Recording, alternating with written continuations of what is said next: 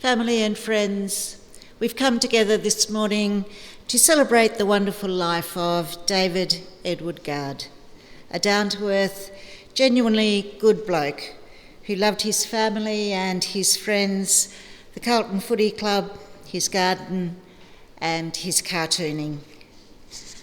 The world has lost a clever mind that was not only creative but always concerned for the state of our world and the people in it. On behalf of his loving wife Marion, his daughters Trudy and Jodie, and adored grandchildren Alexandra and Harrison, I welcome you and thank you for being with them here this morning. I also welcome all those who are viewing online as they've been unable to join us here in the chapel, especially granddaughter Alex, who is in England. My name is Denise Wotherspoon, and along with Peter and the staff of Parkside Funerals, I'm honoured to be leading this celebration of David's life, to help you all say farewell to him in a loving and meaningful way. At the conclusion of the service, the family warmly invite you to join them in the function room at the Beach Hotel to share your memories of David and to raise a glass to him. David was the type of man that would not want to be the centre of attention, would want little fuss and few tears, but secretly he'd be chuffed that there were so many of you here today, and he'd be counting the likes and the shares. You are his closest family and friends, and you all have one thing in common. Your lives have been touched by the good fortune of having known David. Today we stop the rush of life, pause for a while, and reflect. We celebrate the life of a hard-working family man, and although we feel sadness, it is important to remember the good times and know that grief is a natural emotion when we lose someone we love. Ultimately, remembering the good times, those happy memories will help us to heal. Born on the 8th of July 1946, David was the youngest of 4 children born to Edward and Gladys Gard, fondly known as Ted and Glad.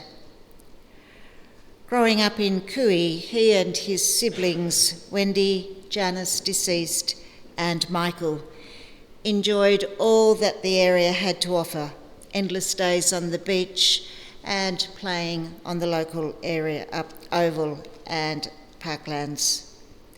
He attended Cooey State School and later Parklands High School, which at the time was located on the current university site. It could be said that in his younger days, David was a bit of a larrikin. A group of lads known as the Cooey Boys got into all sorts of mischief, including blowing up letterboxes, which did include the local policemen's, with firecrackers, and would you believe they accidentally burnt down the Cooey brickyards. There was also a time when David decided that his mother's genuine fur coat could be put to better use, and after cutting it up, he made Davy Crockett hats and sold them to his friends for 2 bob. How he didn't get sent away to boarding school, I'll never know. But being the youngest, he managed to get away with things that his older siblings didn't. And can you believe his mother didn't even growl at him? David much preferred the outdoors to being inside, so it comes as no surprise that he wasn't really keen on school.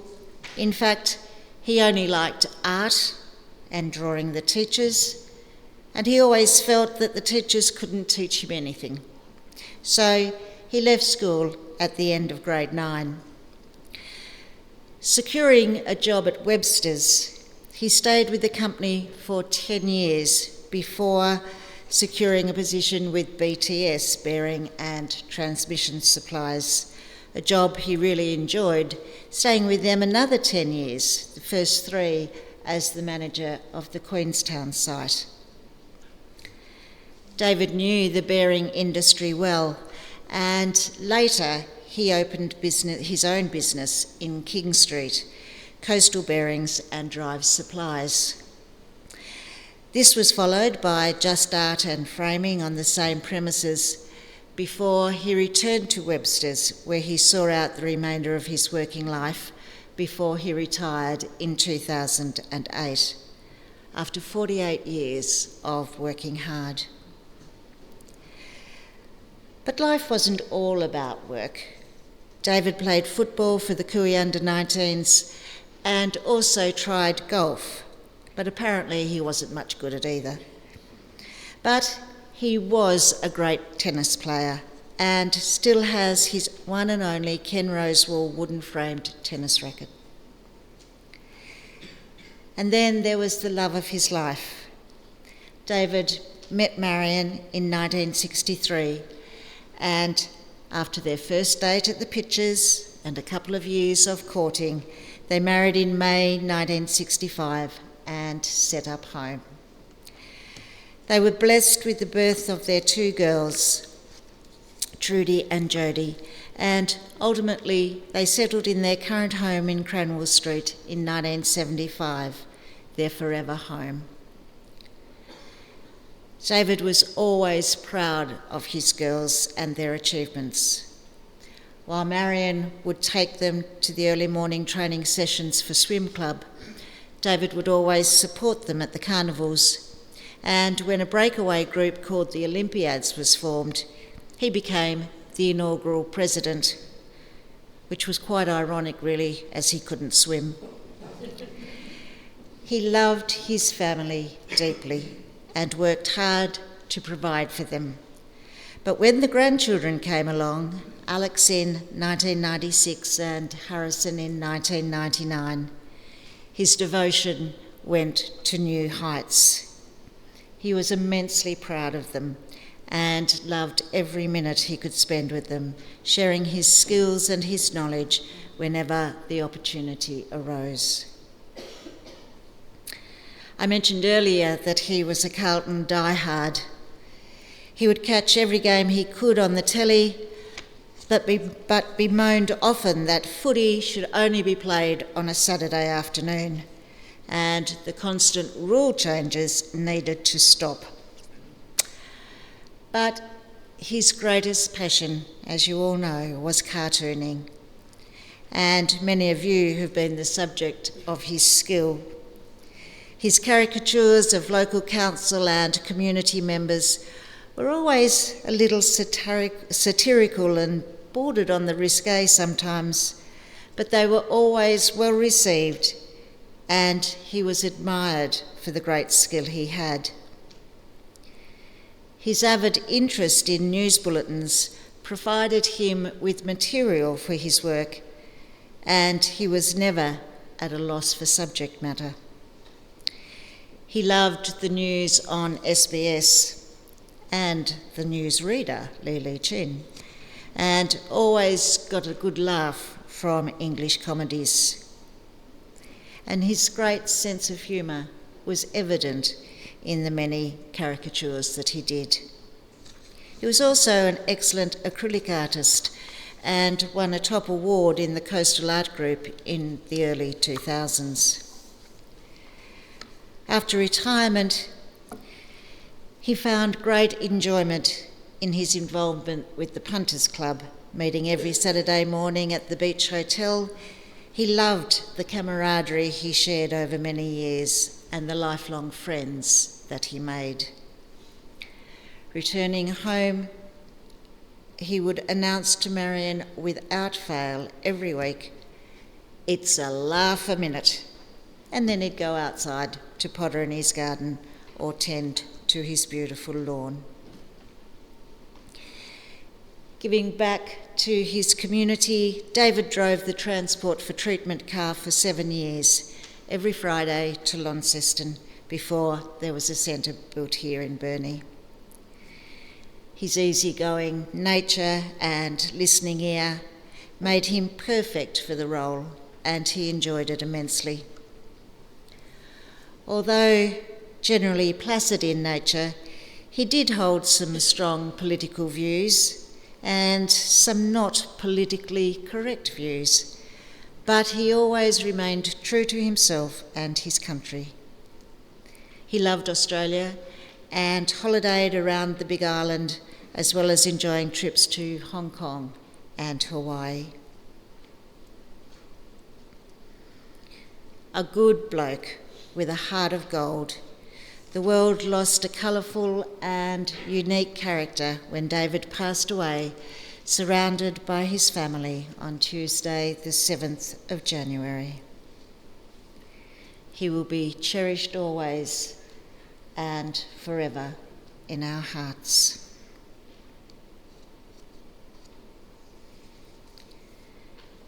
There are a couple of tributes to David this morning, and I am honoured to present the first one on behalf of his daughter Jodie. Jodie has written, "Dad, as hard as it was to say goodbye, I am grateful that Mum, Trudy, Harrison and I were right at your side when you took your final breath. Not everyone gets that chance. I will treasure our conversations and all the things we needed to say and spoke about. I am grateful for your dedication and commitment to mine and Trudy's swimming days, travelling around the state and morning and afternoon swim training. You took the glory of our wins and places, but I believe it was Mum taking us up to the pool in her dressing gown for 6 a.m. starts that really got us there. I am grateful for everything you did in guiding Harrison to be the amazing young man he is today. You had many names for him: Placier, as in place your bets, and Bruiser, names which have always remained with him until today. I only got Child and what's your name, which honestly annoyed me, which I guess is why you kept calling me that. I remember in the early 1990s, your pride and joy was a shiny red Jaguar XJ6. I took it out on a few occasions without your permission. I was having a lovely time until your mate Mr. Peter Geary, who owned the Mazda dealership in Cooey at the time, would ring you up and say, "Your daughter has just drove past again in your car." So that put an end to that. But thank you for teaching me how to drive. Dad, you still had us in stitches of laughter right up to when you passed. Only you could have nicknames for some of the hospital staff. Luckily, young Dr. Sam would not have been born to know the meaning of the one you gave him. But we all gasped in horror, covered our mouths, and laughed along with you. To me, you were just Dad. You were loved unconditionally. You will never be forgotten, Dad. How could anyone forget you? Your memory will always be alive in the stories and tales we will share and always reflect upon. And of course, the many caricatures and cartoons you have done over the years, which have brought so much joy to everyone, especially the Burnie City Council members. Well, most of them anyway. And to the Punters Club. Be warned, it was Dad's wish, quite out of our control, that a certain cartoon with captions is coming your way very soon. I love you, Dad. Forever, Jodie. Thank you, Jodie. Grandson.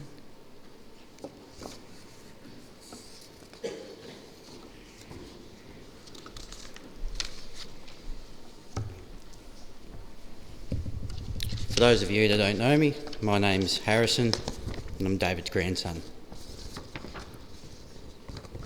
Pop, Growing up, you were like a father to me. You taught me so much: how to ride a bike, how to hammer a nail, and how to kick a football. Although I think you're a bit disappointed when I decided to follow Collingwood. In fact, one of the last things I heard you say while we were together in hospital was how useless Collingwood are. Pop had a special gift. He could tell the worst jokes, but somehow you couldn't help but laugh. Another gift he had, as many of you know, was his cartoons. I'll always remember visiting Nan and Pop every week, where Pop would proudly show me his latest creation, even if it was a little controversial. If you're ever lucky enough to be featured in one of his cartoons, hold on to it. It's a piece of Pop, a memory of his love for art and his unique sense of humour. There won't be a day that goes by without thinking of you, Pop, or missing you. But I'm so grateful for all the great memories we shared. One day, I hope we'll meet again, have that beer and share a laugh. Until then, rest in peace. I love you, Pop.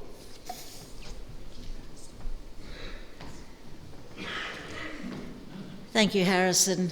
That relationship between a grandparent and grandchildren is just so special, and you and Alex were so lucky.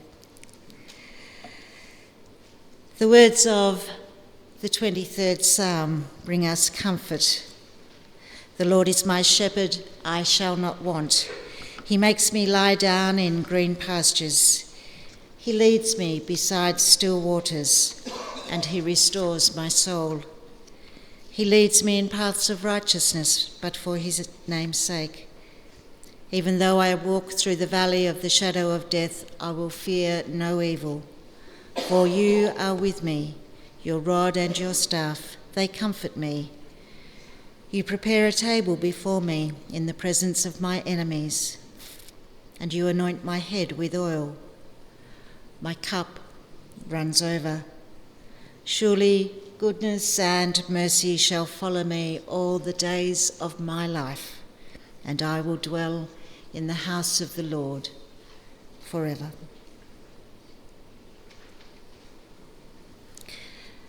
Let's take a moment now to pause and reflect on the place that this amazing man had in our lives and the memories that we will keep in our hearts forever.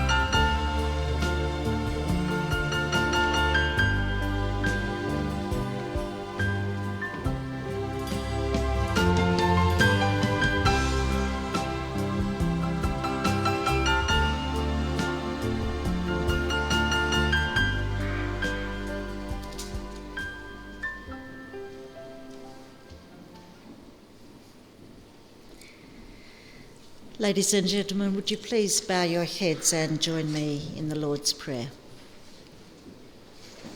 Our Father, who art in heaven, hallowed be thy name.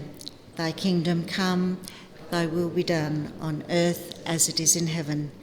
Give us this day our daily bread, and forgive us our trespasses, as we forgive those who trespass against us. And lead us not into temptation, but deliver us from evil. For thine is the kingdom, the power and the glory, for ever and ever. Amen. So this morning we've had a special glimpse into the life of a wonderful man, loving and devoted to his family and friends, hardworking, quick-witted and creative. As we celebrate his life, we can take satisfaction that David has been and still is and always will be a part of our life. As you live your life, do so enriched for having known him. Look beyond the sadness of today and recall your happiest memories and cherish them always. And so it is now time that we must lay this dearly loved man to rest. Would you all please stand?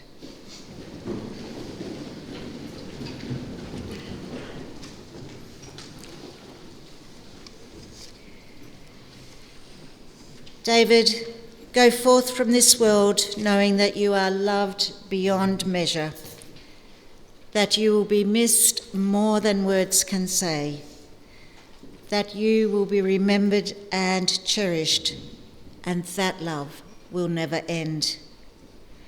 We will hold you close with us, and there you will remain to be with us throughout our lives until we meet again.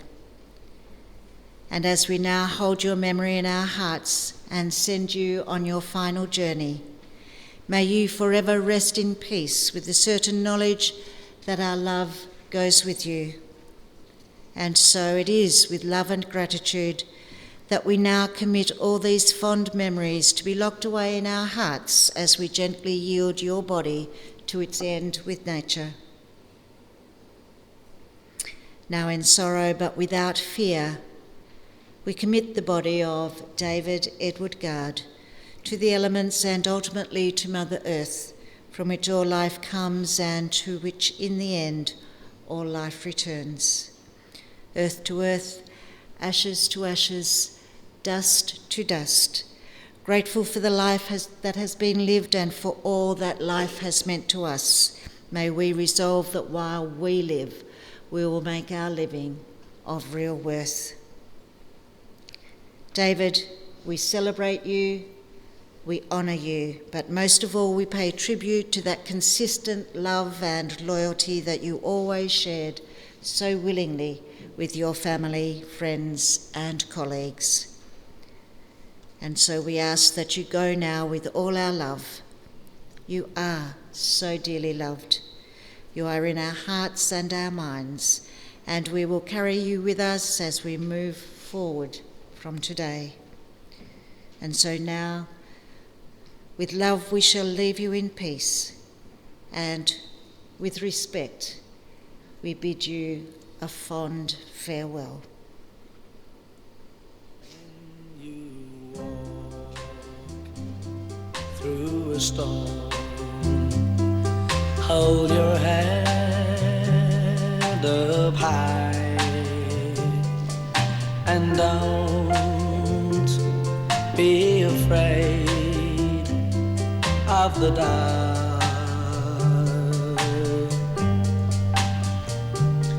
At the end of a storm, there's a golden sky and the sweet silver song